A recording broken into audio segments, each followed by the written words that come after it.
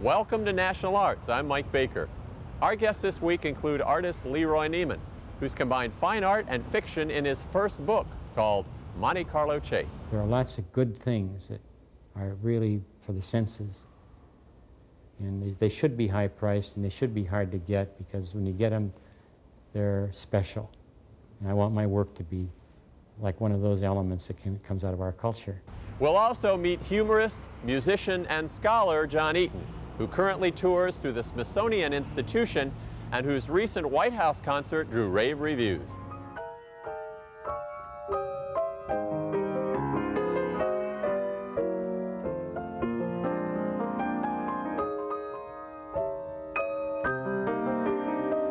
We'll meet John Eaton and LeRoy Neiman right after this. LeRoy Neiman is an artist who has consistently received critical acclaim from the high art world.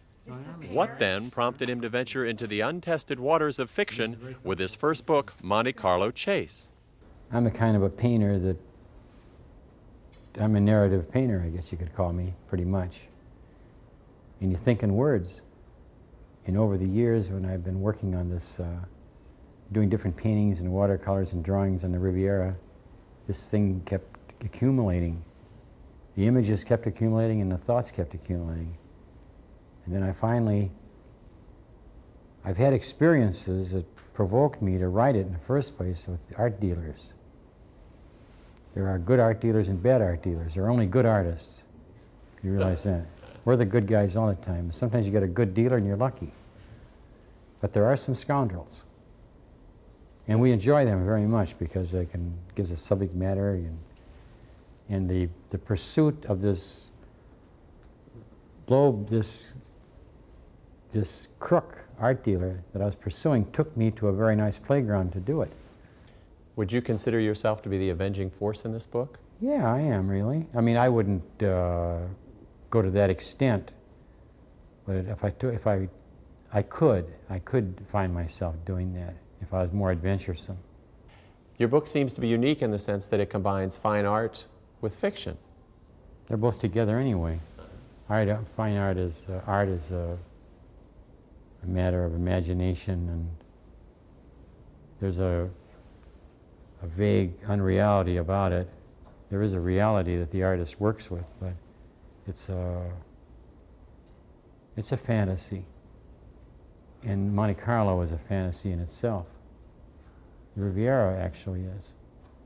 And you get the combination of art in that setting, and plus this Grand Prix de Monaco race, which is fanatics. You know, they all flock in there. I thought it was an ideal setting to do something like that. Neiman's book, Monte Carlo Chase, reinforces his panache as an artist. His collectors agree. He's a man with electrified vision and vibrant colors. We really enjoy his artwork. His colors are vibrant. All of his prints that we have make you feel that you're there. And I just enjoy looking at them, and he's excellent as far as we're concerned. Oh, I love them. They're alive and exciting. The colors are magnificent. I think that's what first attracted me, or the vibrant colors. I'm a person who loves color, and that's what first attracted me to his work. My husband and I saw it about 1.5 years ago in New York at a show, and we just fell in love with it. It's just so impressionistic, and the colors are so vibrant. So we bought it. Neiman doesn't consider himself a sculptor in the larger sense of the word, though his pieces have grace and beauty. Instead, he prefers to characterize himself as a street artist, one who portrays a kaleidoscopic world of energized motion. The whole reason why I would paint would be the subject matter. Since it's people, I migrate toward the most comfortable. I mean, I'm not interested in going through any hardship to paint.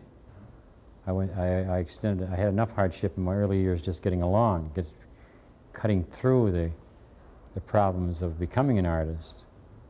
But now, and for many years, I've frequented these great watering holes and grand hotels and the good life, you might say. Why the use of such bright colors?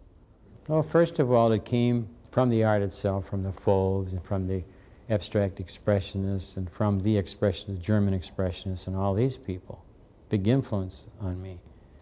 But then the culture that I lived in from the time I was studying, when we painted with oil and tempera and watercolor and pastel and all that, now we have all kinds of new paints that come out in my lifetime.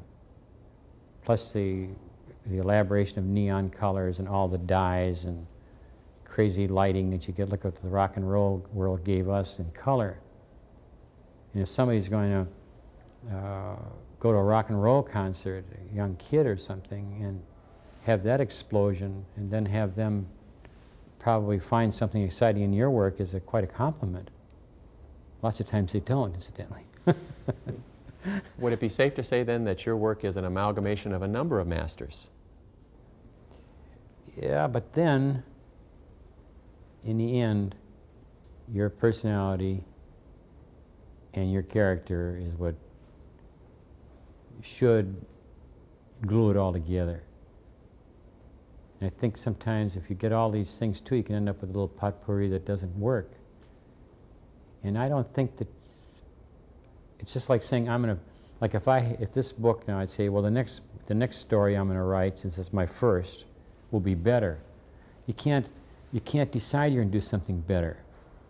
You know, you can work at it, that's all. Like in painting, you can say, I'm really gonna do a great painting. Forget it. You know, you get stimulated to do something, you get excited, but you can't determine, and that's what the art is. Why is it that sports seem to fascinate you so much? I'm not all that enamored with sports, actually. Like if I go out to the national tennis thing to stay, if it's a 5-set match, I don't like to sit through that. I'd like to, if there's something going on television, and I just didn't miss the third period of any football game.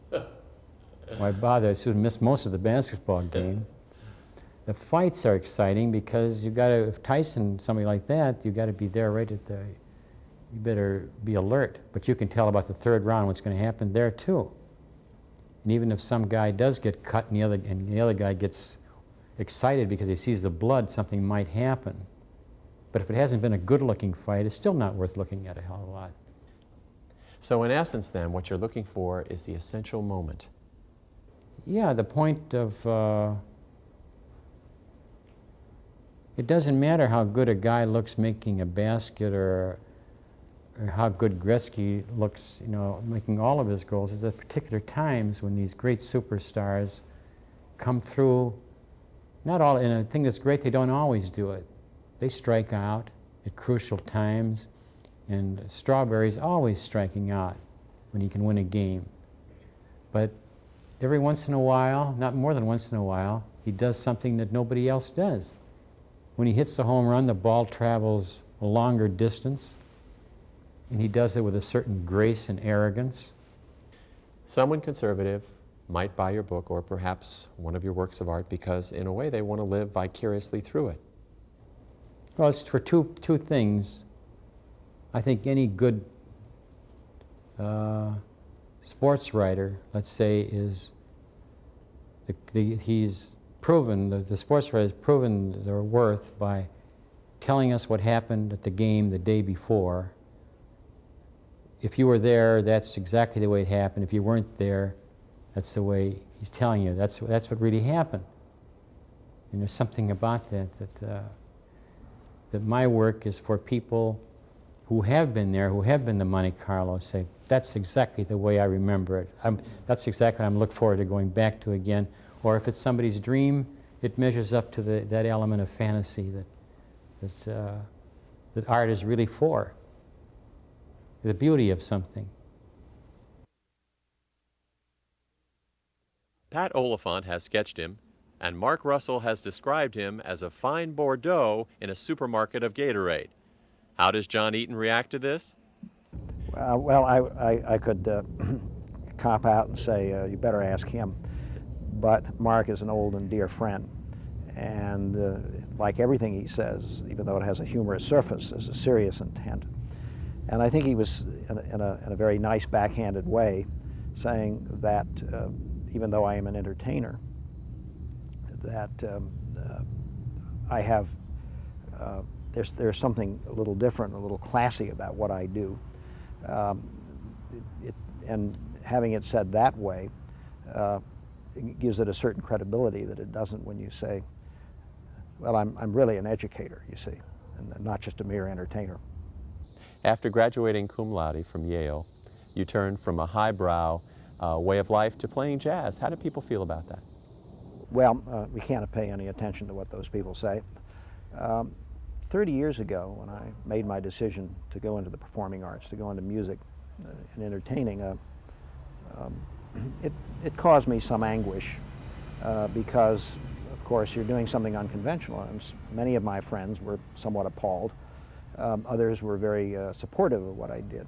But when you're in your mid-20s, you're much more sensitive to those issues. And now, as I look back over 30 years, I have no regrets. It's been really a wonderful life. Being in the performing arts always has its ups and downs, and there's only one reason that you do it, and that's because you wouldn't be happy doing anything else. 10 years ago, you had an opportunity to do a concert with the Resident Associates program at the Smithsonian. Now, 10 years later, you're a great success, and every concert sells out. Well, I owe an awful lot to the Smithsonian. I made a proposal to the Resident Associates some 10 years ago with the idea of trying out some ideas I had for lecture concerts on American popular music, and specifically the Gershwin era, Jerome Kern, Irving Berlin era, because as we've seen all too clearly, this whole tradition is in severe danger of dying out entirely. We have almost two generations of people now who've never heard of it. Our richest musical heritage, and people don't even know it's there. So that was the original motive, and one of the things that being with, I'm not Smithsonian staff, of course, I'm a consultant, I suppose you would say, but I feel as if I were one of them. One of the things that this series has permitted me to do is experiment with approaches to lecturing and see what people want to hear. And from the beginning, where I did mostly a survey, a sort of brief survey of each writer, Kern or Berlin or Ellington or what have you, rather superficially, I discovered very quickly that people really wanted an in-depth view of these people, and particularly wanted to know about music, because traditional musical values, universal musical values are being seriously challenged these days.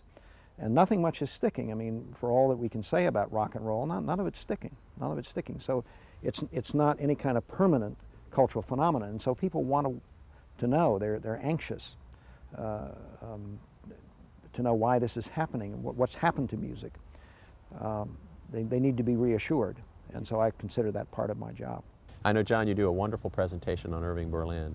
Well, this is one of the things that makes Berlin so fabulous. He really kind of invented the 20th century American popular song, and he certainly was the most prolific of all the songwriters. He composed some 1,600 songs, which is both music and lyrics, not to mention another 1,600 that he never published. I mean, this is a world record. And within that repertoire, you have every shade of musical style representing American popular music in this century. You know, Irving Berlin is an absolutely amazing gent. As you know, he just celebrated his 100th birthday. But he was writing songs back in 1911, and it's my belief that Irving Berlin really invented the 20th century American song. If anybody deserves credit for doing that, it was him.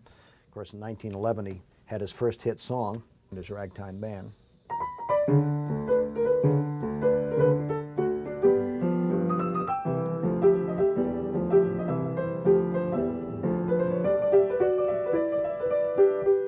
This was a totally original type of song. Nobody had written anything like that before, Alexander's Ragtime Band. And then 40 years later, we find him still very active, writing a song more in the style of the 40s and the 50s.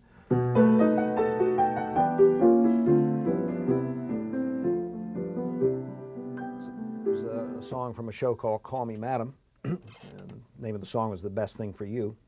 And then in between, you have every shade of style of American music, popular music. He practically invented the styles. If you wanted a waltz, well, you have one.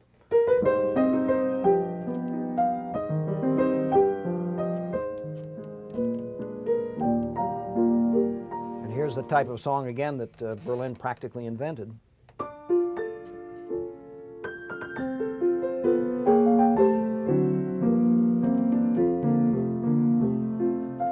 If you want a song in the style of the swing era of the 1930s, well, you have this.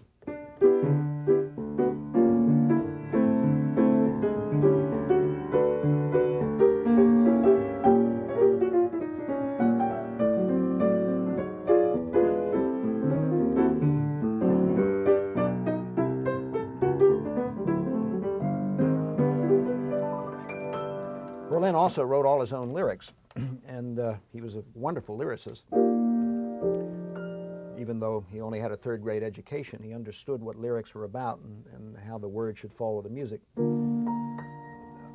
Berlin basically was a musical illiterate. He never learned to read or write music, and he picked out everything on this little upright piano, which you can see down at the Smithsonian, by the way. It's on display there, and he picked out everything in the key of F sharp, all the black keys.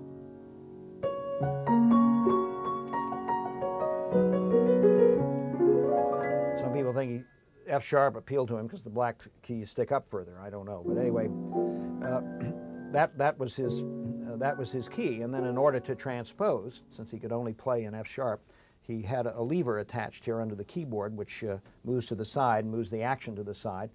And therefore he could transpose the music into other keys so that Kate Smith or Fred Astaire or Al Jolson, whoever it was, could hear how the music sounded in their key. John, I know you do a wonderful program on George Gershwin.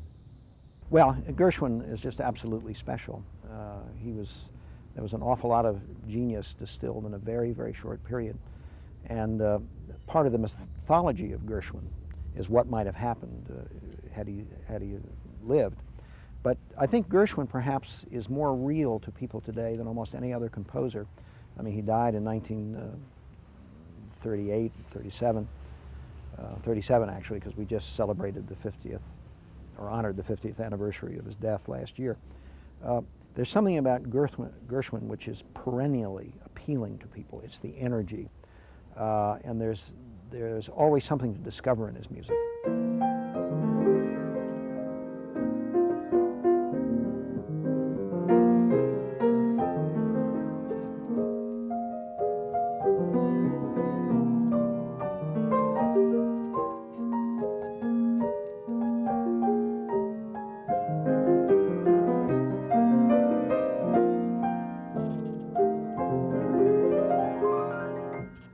That was George Gershwin's last published song, written the year he died.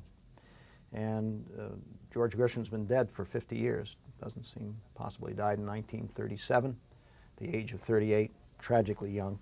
And that last song, Our Love Is Here to Stay, with lyrics by his brother Ira, of course, his longtime partner, was very mature Gershwin and very laid back, written for in his last Hollywood years when he was writing a lot for Fred Astaire and other Hollywood singers and actors. It contrasts very interestingly with his earlier years where you have all this pizzazz and energy.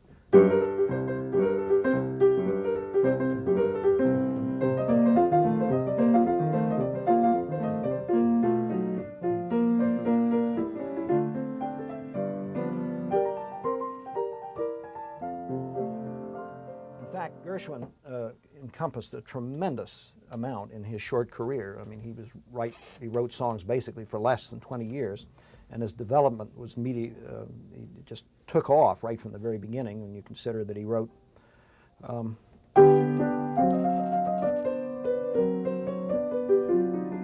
Rhapsody in Blue in 1924. He was just a kid. He was basically 25 years old, and he wrote that on commission from Paul Whiteman.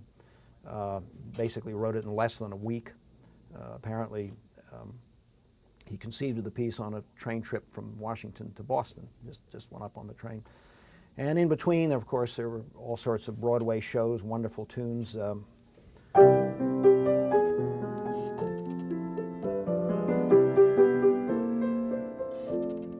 Most recently, Nancy Reagan invited you to the White House to perform for a luncheon for a number of prestigious people. Was that exciting for you? Well, when I played at Ford's Theater, I thought that was going to be scary enough. But when I played at the White House, in spite of my many years of living in Washington and being sort of close to the political scene and feeling cynical about it, I was just overwhelmed. Of course, it's an enormous honor, no matter what your political affiliation. And I'll tell you, I was scared. The question is that when you're asked to play at the White House for the First Lady and the wives of the Senate at a luncheon, what are you going to play, you know? They only give you 20 minutes, 25 minutes. And I was partly helped by the fact that Mrs. Reagan had requested George Gershwin and Cole Porter. But I decided as well that it would be appropriate to play some of the music of Duke Ellington, because of course he is Washington's most famous contribution to music. And he remains sort of indicative of the best that America has produced in this century.